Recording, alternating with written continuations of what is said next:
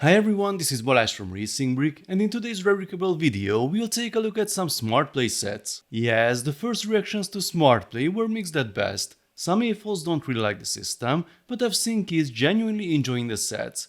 Personally, I think there are some major unused features that could have made these much more desirable. Yes, I'm talking about the famous 3D sensing and positioning feature.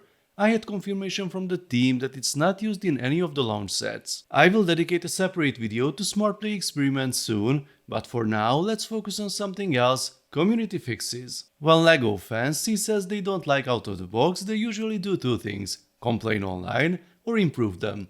And since this is LEGO, we all know which one is more interesting. Today I will show two of these improvements. We have the Smart Play Millennium Falcon and the X-wing.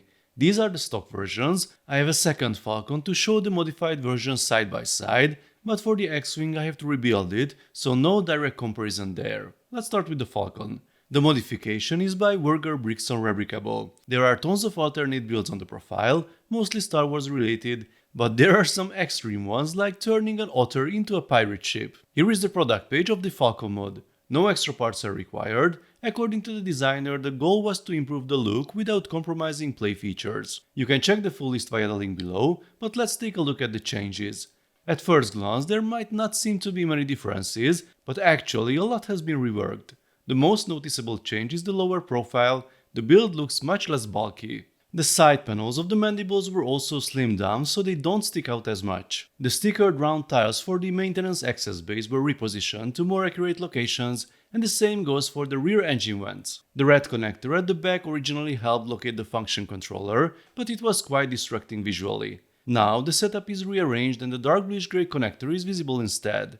The function itself was also improved. The laser cannon sound tile was moved here, so you can now trigger two functions with a single knob, depending on which smart brick slot you use. Some functions are still a bit redundant though. For example, the shooting position also plays engine sounds, and the engine mode produces similar noises alongside the blue glow. Realistically, you probably wouldn't use two smart bricks here anyway. If you do, the engine glow gets interrupted while firing, but this can be fixed easily by adjusting the pin and the red 1x1 tube, allowing both effects to work simultaneously. The biggest visual improvement is closing the large red accented gap behind the cockpit, which now also seats two minifigures. The remaining smart tiles stay in their original positions, and all interior features remain fully accessible and playable. I really like this modification: no structural compromises, clear visual improvements and enhanced functionality.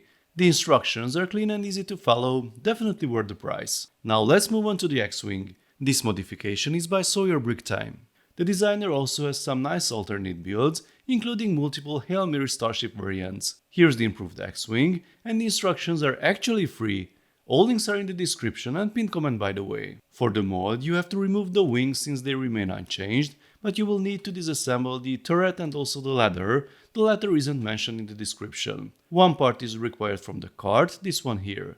The description mentions using some spare parts, listing 3 pieces, but in my experience a few more small extras were needed. I couldn't find my dark bluish grey version of this tile, so I used the black one instead from my spares. The build itself is fine. A few steps aren't the most intuitive, but it's easy enough to follow. The interior gets a major overhaul, which was quite surprising.